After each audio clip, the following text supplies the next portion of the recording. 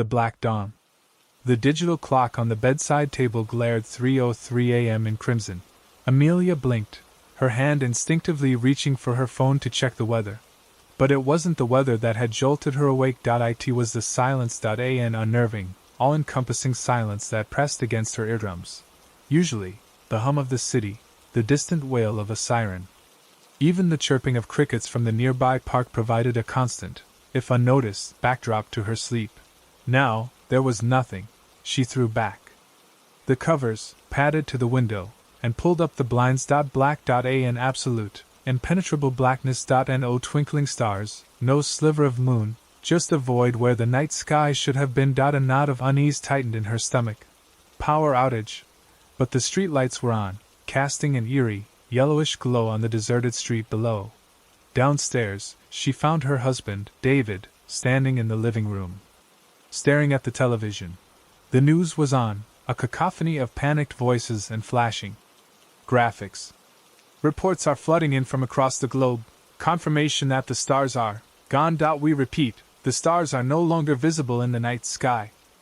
David turned, his face pale. Did you see it? The moon. It looks wrong.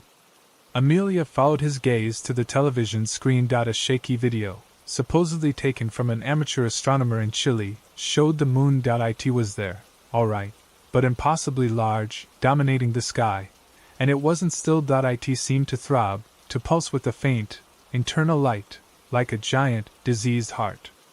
Experts are baffled, the news anchor stammered.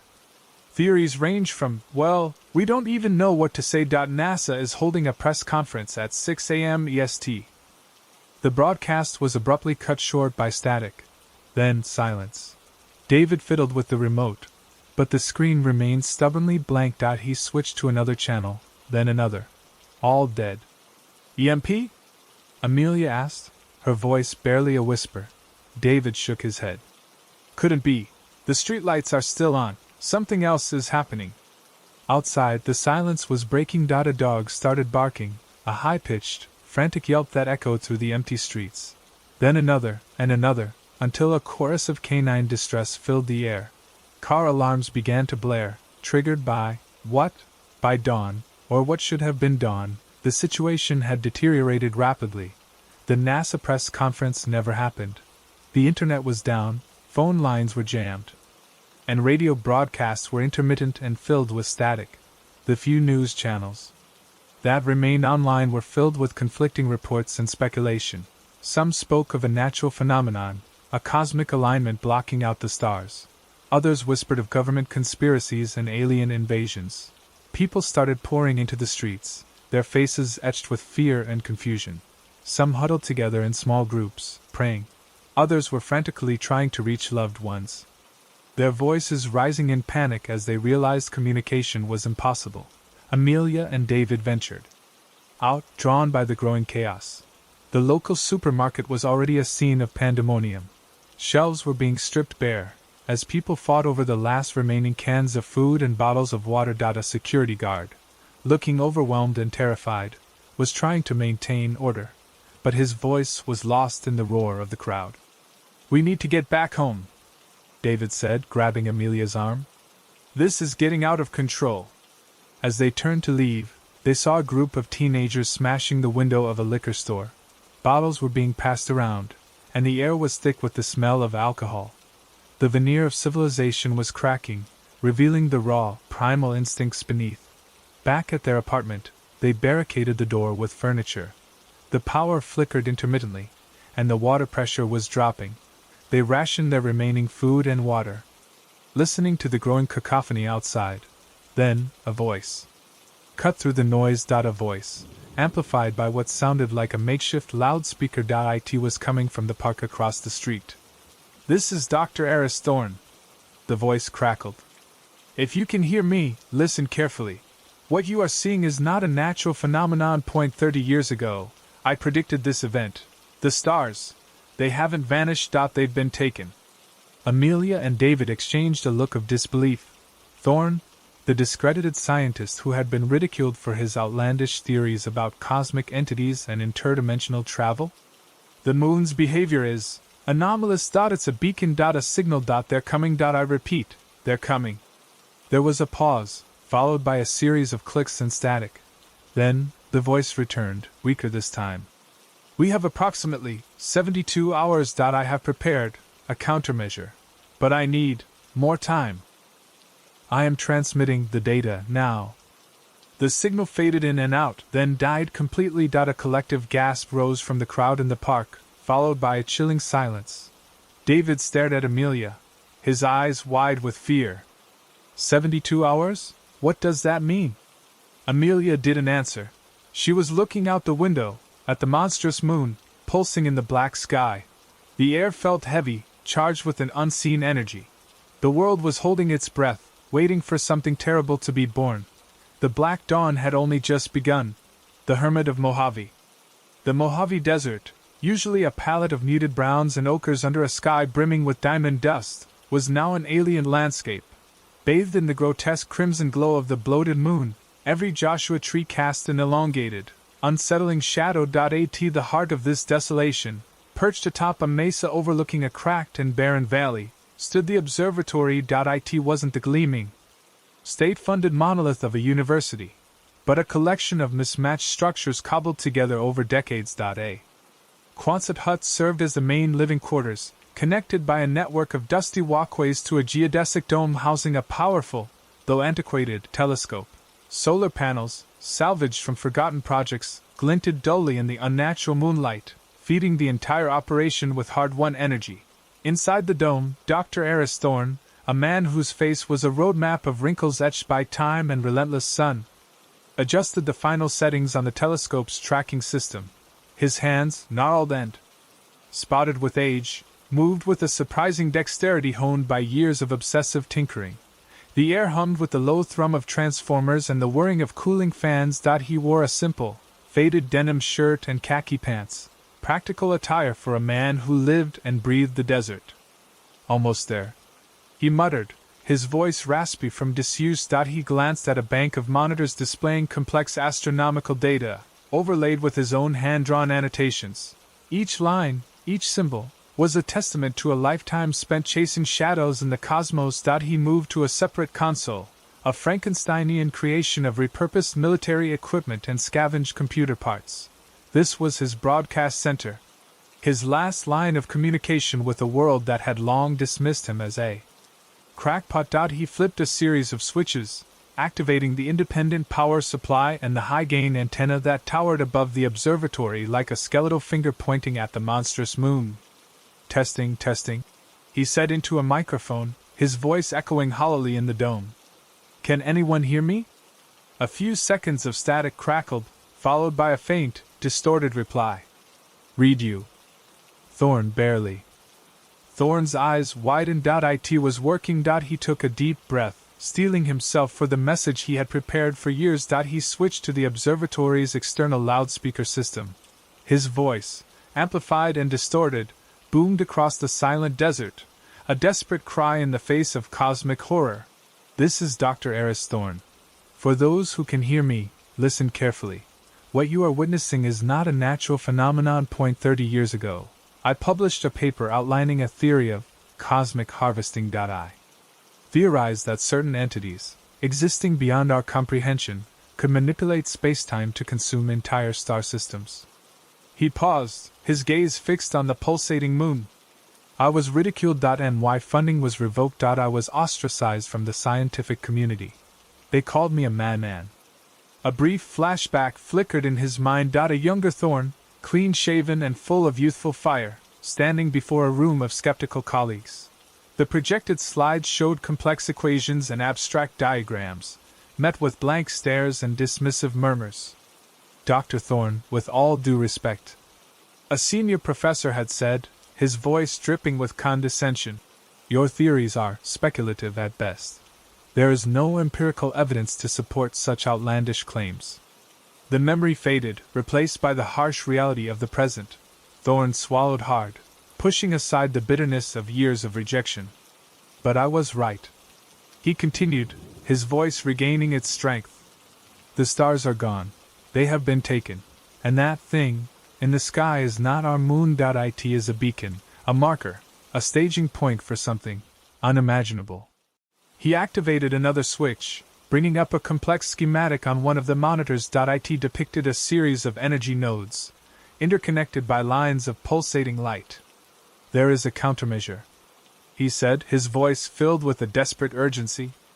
A way to disrupt their arrival. I have spent decades refining it, but time is running out. You have approximately 72 hours. Find the activation points. Follow the instructions. It's humanity's only hope. He repeated the coordinates and the activation sequence 3 times, his voice growing hoarse. Then, with a final, weary sigh, he cut the broadcast, plunging the desert back into an unsettling silence, broken only by the low hum of the observatory and the rhythmic pulse of the monstrous moon. He sat back in his chair, the fate of humanity resting on his shoulders, a lone hermit in the heart of the Mojave. The only man who saw it coming, the Thorn broadcast. The signal cut through the late-night static like a shard of ice. It wasn't a clean, sterile transmission. It crackled with atmospheric interference, the desperate energy of its source bleeding into the airways. Eris Thorn's face, gaunt and etched with exhaustion, filled screens across the globe, hijacked from their regularly scheduled programming. His observatory, a cluttered space of wires, blinking lights, and half-eaten takeout containers, served as his impromptu studio. They're here, he rasped, his voice strained but resolute. You didn't see them arrive. You saw the absence. The stars, they were harvested, siphoned away like water from a dying well. Panic bloomed in the digital ether. Social media erupted. Theories, ranging from solar flares to elaborate government hoaxes, swirled like dust devils. The rational world clung to explanations, anything to dismiss the image of a wild-eyed scientist speaking of cosmic theft. A timer, stark white numbers against the grainy background, dominated the bottom of the screen. 71 to 58 to 32. The seconds ticked down with agonizing slowness. 72 hours. Thorn continued, his gaze fixed on some unseen point beyond the camera. That's all we have. 72 hours to understand, to prepare, to survive. He spoke of frequencies, of countersignals, of a desperate plan forged in decades of ridicule. His words were a torrent of scientific jargon, laced with a chilling certainty. Lena Hansen, bleary-eyed and nursing a lukewarm coffee, nearly choked when the emergency broadcast preempted her late-night movie. She was sprawled on her worn couch, the glow of the television painting her face in flickering light.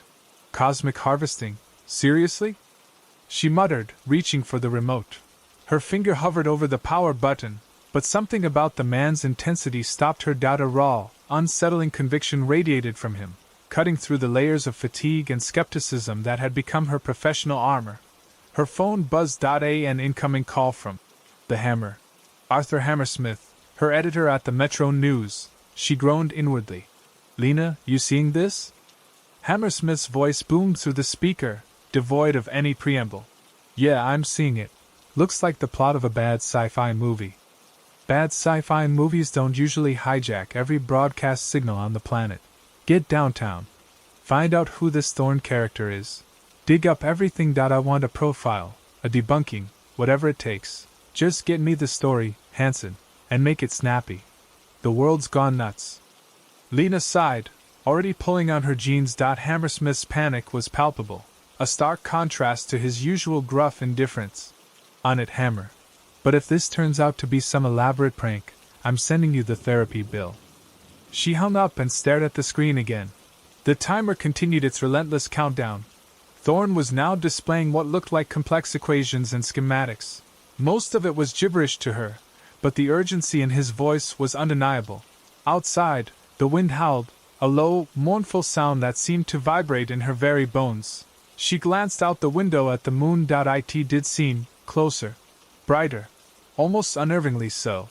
She dismissed it as fatigue, a trick of the light, but a prickle of unease crawled up her spine. Meanwhile, across the globe, the oceans were responding to the celestial anomaly. Tides surged with unprecedented force, swallowing coastlines, flooding low-lying areas. Fishing boats were tossed like toys in the monstrous waves. Coastal cities, normally lulled to sleep by the gentle rhythm of the sea, were jolted awake by its fury. The moon, swollen and strangely luminous.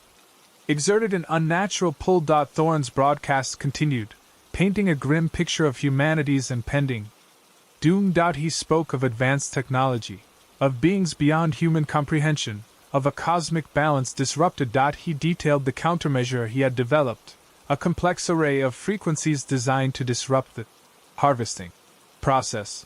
It's a long shot, he admitted, his voice cracking with emotion. A desperate gamble, but it's all we have.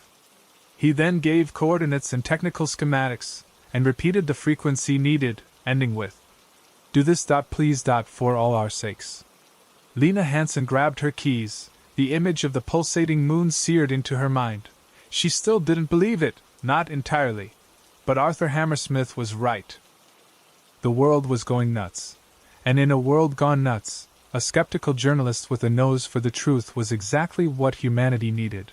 She drove into the night, towards the heart of the story, chasing the signal of a madman, or perhaps, humanity's last hope.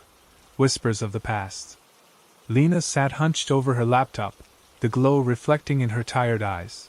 Empty coffee cups littered her desk, a testament to the hours already sunk into researching Eris Thorne. He was a ghost in the scientific community, a name whispered with a mixture of awe and pity. Her editor, Davies, wanted a takedown, a debunking of Thorne's outlandish claims. But the strange tide she'd witnessed herself, the unsettling feeling of wrongness in the air, made a straight hatchet job feel premature. She navigated through archived scientific journals, finding Thorne's early work. His papers on astrophysics were groundbreaking, revolutionary even. He had proposed radical theories about energy transfer between celestial bodies, postulating the existence of sentient, energy-based entities that could manipulate stars. The scientific community had initially been electrified, but then came the backlash. His theories were deemed unprovable, bordering on pseudoscience. Lena found a name, Dr. Evelyn Reed. A former colleague of Thorne's, she had co-authored several papers with him before his descent into what the scientific community delicately termed eccentricity. Reed was now head of astrophysics at the prestigious Blackwood Institute in London. Lena booked a flight for the next morning. The rhythmic hum of the plane provided a strange counterpoint to the whirlwind of thoughts in Lena's head. She closed her eyes, and images flashed, Thorne's face, gaunt and desperate on the screen. The abnormal high tide crashing against the seawall. The unsettling emptiness of the night sky. The Blackwood Institute was a fortress of glass and steel. Dr. Reed greeted Lena with a weary smile, her eyes holding a hint of sadness. "Eris," she said, her voice barely a whisper. "It's been a long time since I've spoken his name." Lena explained her assignment, careful to maintain a neutral tone. Reed listened patiently, her gaze fixed on a point somewhere beyond Lena's shoulder. "Eris was brilliant," she finally said. "A true visionary. But he saw things differently. He went down a path we couldn't follow." Reed led Lena to a dusty archive room. He believed that the universe was teeming with life, not just organic life, but beings composed of pure energy. He believed these beings could, and would, eventually consume stars for sustenance. Lena scoffed, despite herself. "Consume stars? That sounds like something out of a bad science fiction movie." Reed sighed. "That's what we all thought. But Eris, he saw patterns, anomalies that no one else could see. He became obsessed with proving his theories, pushing the boundaries of acceptable science. He lost funding, his reputation, everything." Reed pulled out a file marked Project Celestial Echo. It contained detailed schematics, complex equations, and grainy photographs of what appeared to be energy fluctuations emanating from the moon. Eris was convinced the moon was not a natural satellite. He believed it was a construct, a beacon. "A beacon for what?" Lena asked, her skepticism waning. "He never said, but he believed it was connected to the star harvesting." Reed paused, her voice trembling slightly. "He started seeing things that weren't there, claiming the moon was growing, emitting pulses of energy. We tried to help him, but he pushed us away." Lena scrolled through the documents, a chill running down her spine. There was something undeniably compelling about Thorne's research, even in its apparent madness. She noticed a recurring symbol in Thorne's notes, a spiral bisected by a straight line. It looked vaguely familiar. Back in her hotel room, Lena reopened the files she'd downloaded from Thorne's broadcast. She zoomed in on the background images behind Thorne. The star charts he used to illustrate his points. And there it was again, the same spiral symbol, subtly embedded within the constellations. She then pulled up recent satellite images of the moon. The changes were minute, almost imperceptible, but there. The moon was larger, not dramatically, but measurably, and there were faint energy signatures, pulses of unknown origin, radiating from its surface. Lena felt a wave of nausea wash over her. Davies wanted a takedown piece, a simple debunking. But what if Thorne wasn't crazy? What if he was the only one who saw what was coming? Her phone buzzed. It was a text from an unknown number. "They're watching. Heed the warning." Lena stared at the message, her heart pounding in her chest. The spiral symbol flashed in her mind. She knew she had to find Thorne. And she knew, with a growing sense of dread, that she was running out of time. The whispers of the past were now a deafening roar. Contact. The signal was a ghost, barely audible above the desert's hum. Lena tweaked the satellite phone's antenna, grit stinging her cheeks in the abrasive wind. A curse escaped her lips. 3 hours stranded at this godforsaken intersection, notable only for appealing mile marker, and its dubious claim to the strongest signal near Thorne's supposed observatory. "Answer, damn it," she whispered, finger poised over the call button. Each failure chipped away at her resolve, scattering hope across the desolate landscape. Then, a squawk erupted, solidifying into a coarse voice. "Thorne!"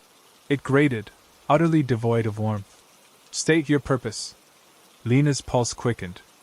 "Dr. Thorne, it's Lena Hansen, a journalist. I've been monitoring your broadcasts."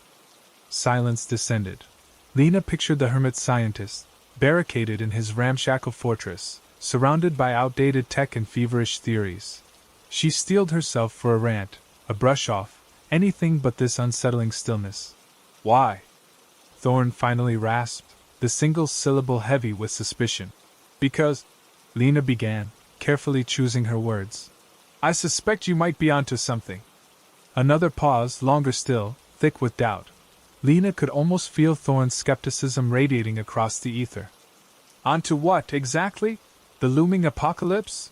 The cosmic scavengers about to devour our star?"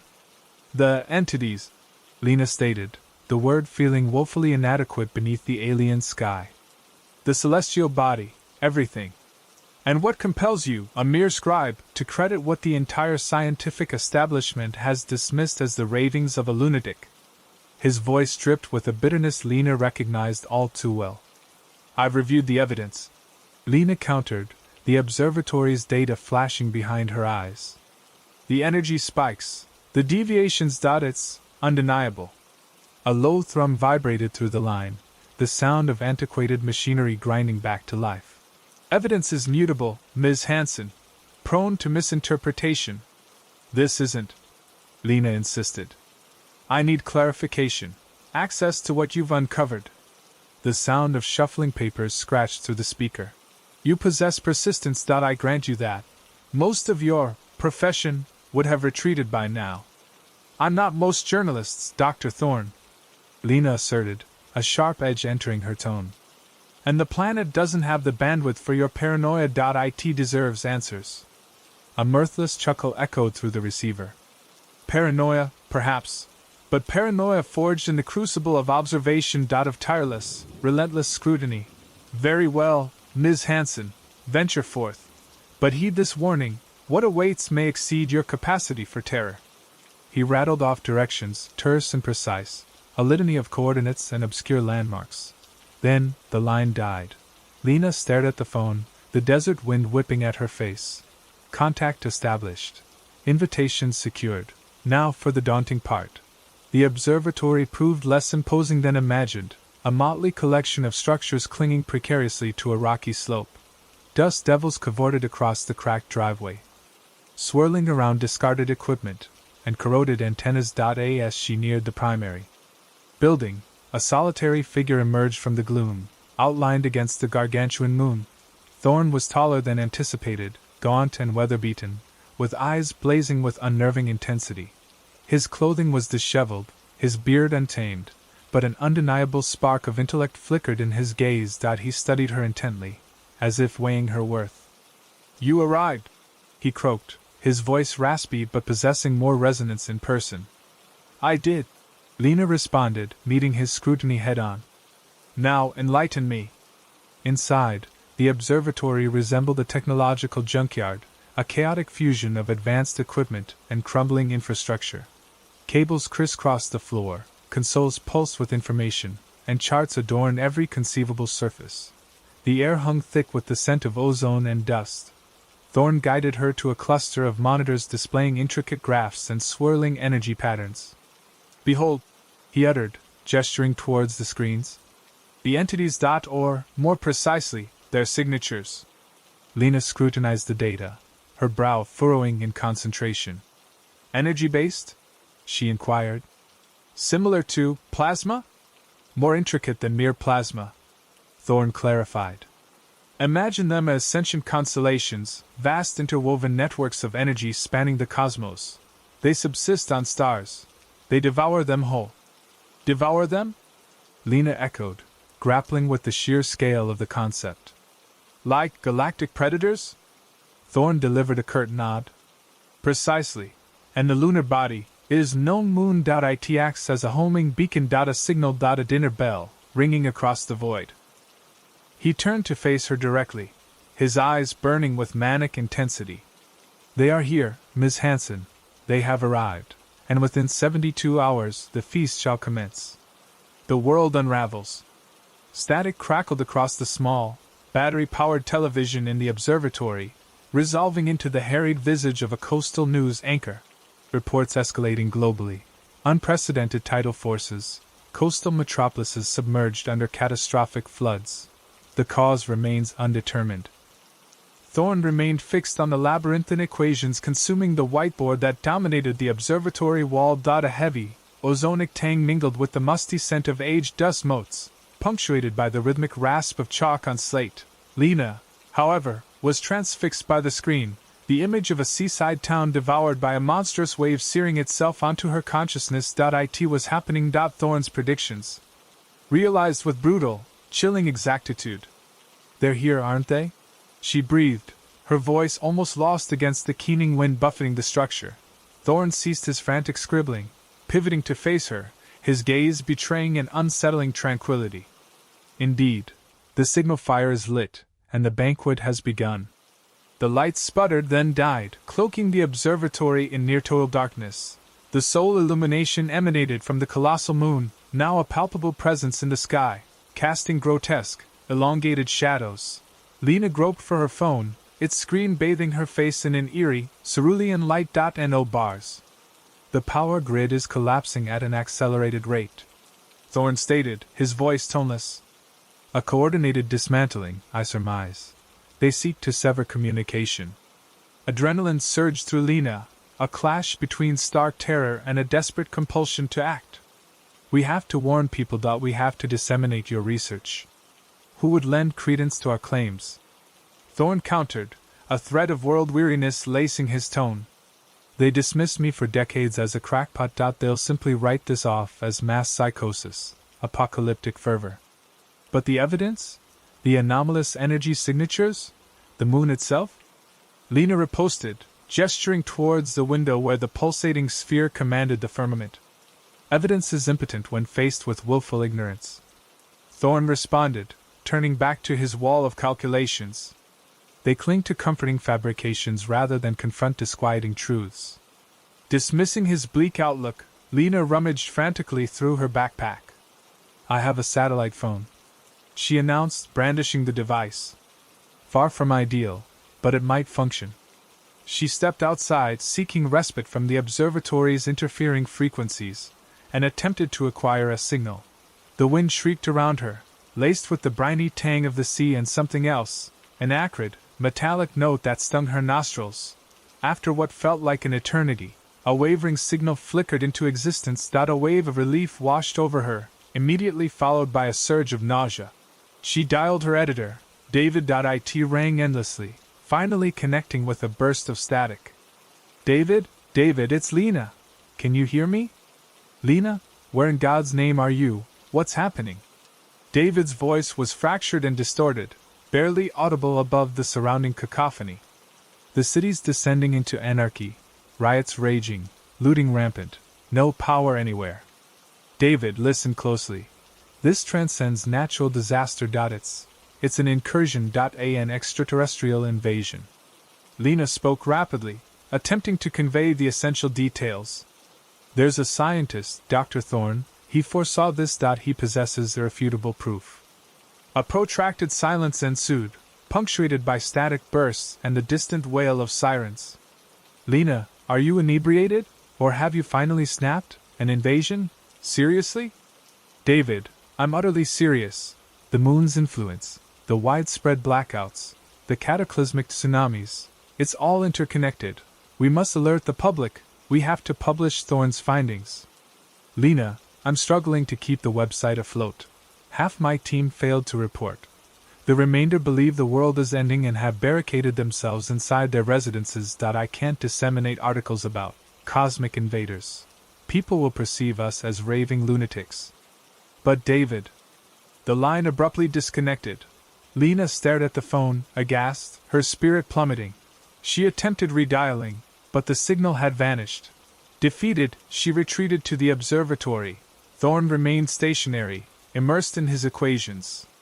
He didn't believe me, Lena said, her voice hollow. He thinks I'm insane. Thorne sighed, relinquishing his chalk. I anticipated this outcome. Humanity is often wedded to denial. The human psyche is a formidable entity, capable of extraordinary feats of self-deception.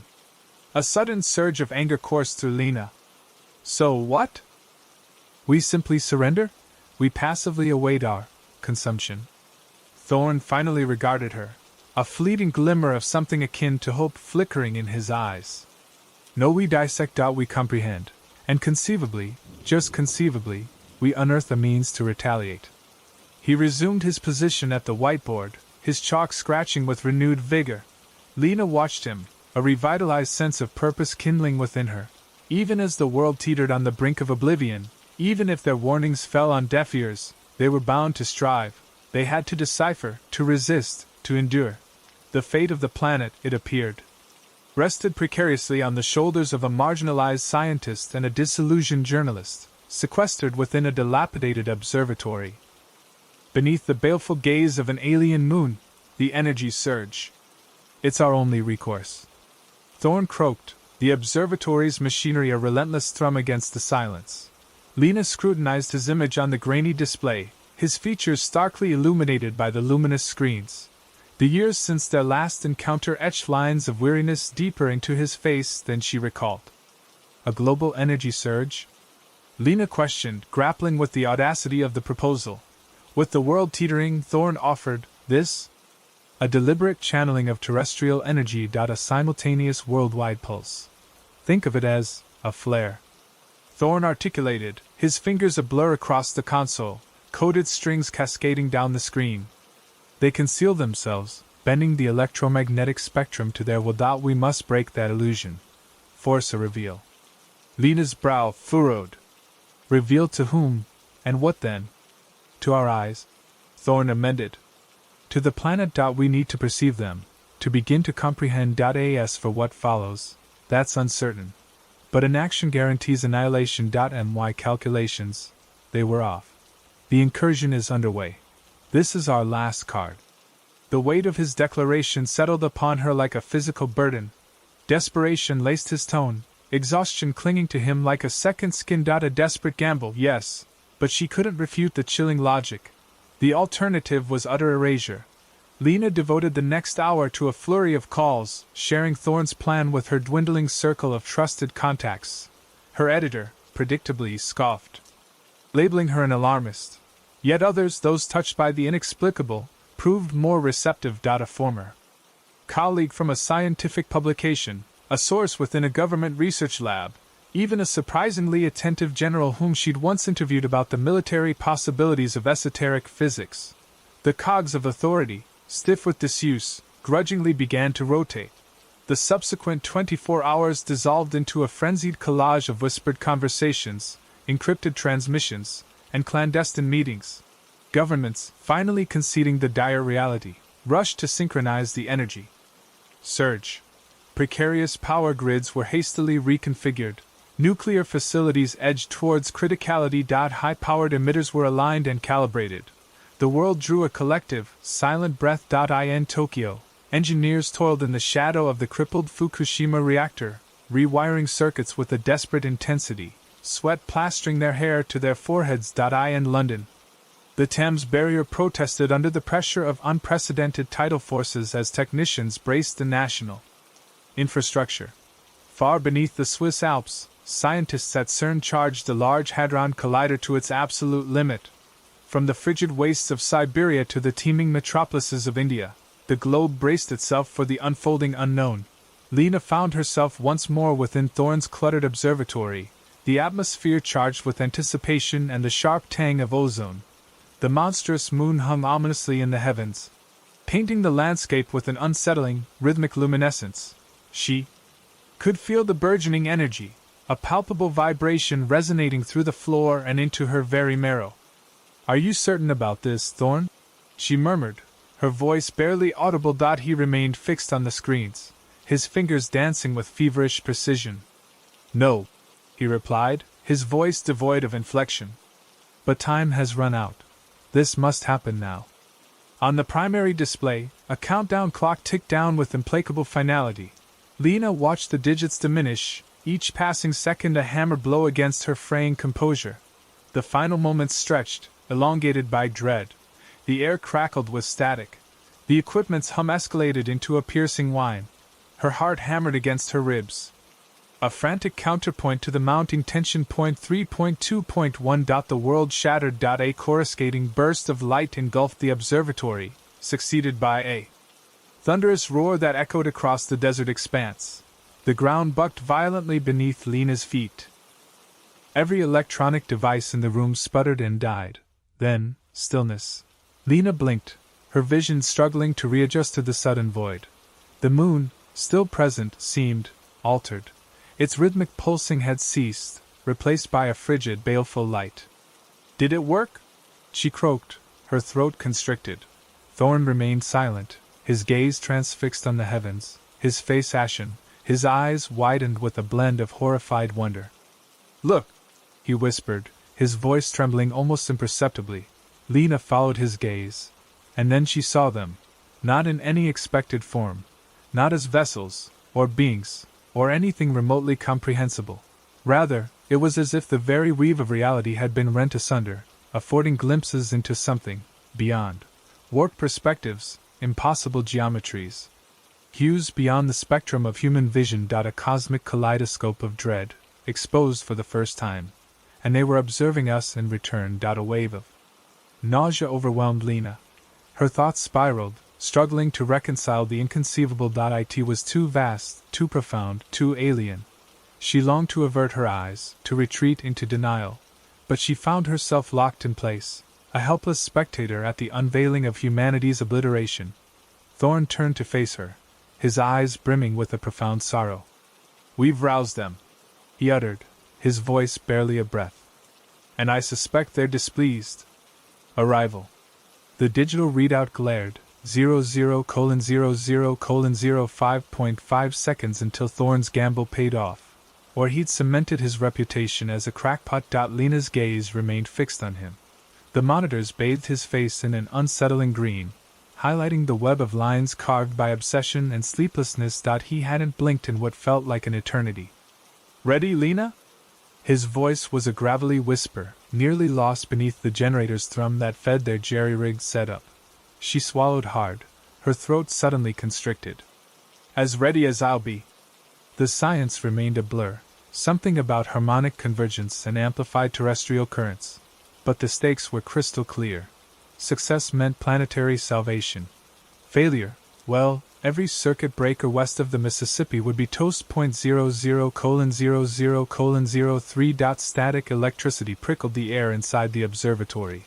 Lena felt a crawling sensation on her skin, like standing too close to exposed high voltage. Beyond the dome, the monstrous moon ballooned in the sky, its face an ever-shifting Nightmare of colors. Crimson dissolving into jaundice yellow, bruised violet yielding to slick ebony. 00:00:02. A ghostly radiance bloomed on the horizon, unlike any sunrise she'd ever witnessed. It was something colder, alien. The luminescence pulsed, mirroring the moon's rhythm, a cosmic heartbeat of encroaching doom. Raw instinct clawed at her, urging her to flee. To vanish. 00:00:01. Thorn's hand, poised above the activation switch, showed bone-white knuckles. He closed his eyes, inhaled deeply. And for a heartbeat, Lena glimpsed not the feverish scientist, but a man burdened by a terrifying truth. A man staring into the void. 00:00:00. He slammed his hand down. The observatory convulsed. Lights stuttered, flirting with oblivion. A piercing whine erupted, escalating into a shriek that seemed to bore into her very bones. Lena clapped her hands to her ears. But the sound resonated from within. Then came the influx. Not images painted across her vision, but thoughts, sensations, emotions. Assaulting her consciousness, she was bombarded by impossible angles, landscapes from beyond geometry, entities of pure energy waltzing to a silent, universal score. Beautiful, horrifying, incomprehensible. The beings Thorn had prophesied, and they were furious. Outside, the ethereal light surged, coalescing into spiraling vortexes of raw power. The moon, now pulsing like an infected wound, unleashed a gut-wrenching roar that bypassed hearing and vibrated directly within her skeleton. Cracks raced across the observatory's dome like fractures in glass. Lena staggered, choking, her mind struggling to process the onslaught. The visions sharpened, focusing, becoming terrifyingly intimate. She glimpsed her childhood home, her family, moments of laughter and tears, all refracted through an alien prism. They were dissecting her, analyzing, classifying. Thorn shouted something. Lost in the internal storm. He seized her shoulders, shaking her violently. Lena, focus! We have to kill it! Could they? The energy felt autonomous, a runaway express train careening toward disaster. Suddenly, the visions morphed. Not her life now, but the life of Earth itself. From the cosmos, it was a vibrant blue sphere, teeming. Then, fissures erupted across its surface, inky cracks spreading like a deadly contagion. The planet cried out in silent, telepathic agony. Then the entities returned. And no longer dancing. No longer merely curious. Their shapes had hardened, sharpened, becoming weapons of impossible potency. They were coming closer. Lena snapped back, gasping. The observatory was pandemonium. Instruments sparked, wires whipped, the air thick with ozone. The dome groaned, near breaking. But the exterior view was the real nightmare. The vortexes were converging, forming a single, monstrous beam. Aimed directly at Earth. It struck with the swiftness of thought, impacting the planet with catastrophic force. The ground lurched. The observatory swayed violently, sending them sprawling. Lena's head cracked against the console, and darkness enveloped her. As consciousness ebbed, she saw Thorn crawling toward the activation switch, his face a stony mask of resolve. He'd unleashed something awful, beyond his control, and as her world crumbled around her, she wondered if his hubris had condemned them all. Echoes. Remember. Thorn's voice crackled, fighting through the static that clawed at Lena's ears. Even now, miles away. Hope is not passive. It is the fuel for action. Understand them, learn from them, but never surrender to them. Never let them break you. His voice hitched, a sound like stones grinding together. Lena, if you're listening, tell them, tell everyone, to look up, but be ready for what you see. Then silence. The broadcast died, swallowed by the oppressive weight of the altered sky. The SUV shuddered as Lena slammed on the brakes, gravel spitting from beneath the tires. The dashboard lights flickered, threatening to join the world in its descent into darkness. Thorn was gone. His final message, a cryptic blend of hope and dire warning, echoed in her mind. Above, the monstrous moon seemed to dim, its pulsating light receding as if startled.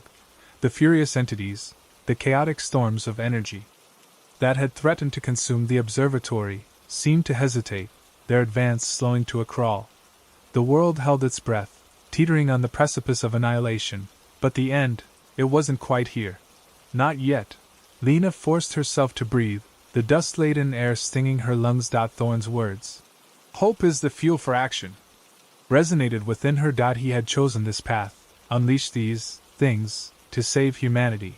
Was it a gamble, an act of desperation, or something far more profound? She looked back at the horizon, at the faint, unnatural glow emanating from the direction of the observatory. The sky was still a swirling vortex of alien energy, but the immediate threat had receded, leaving behind a landscape scarred and broken. The air crackled with residual energy, making her skin crawl. Turning the SUV around, she navigated the cracked road back towards the crumbling observatory, ignoring the logical part of her brain screaming for her to flee. Thorn's final message was a call to action. And she wouldn't abandon him, not now. The closer she got, the more apparent the devastation became. Twisted metal skeletons of vehicles lay scattered across the road, their occupants long gone or something else. The wind carried an acrid scent, a blend of ozone and something metallic, like blood on steel. The observatory, once a beacon of scientific pursuit, was now a mangled ruin. The dome was ripped apart, exposing the colossal telescope to the alien sky. The very ground around the structure was scorched, the desert sand fused into glassy clumps.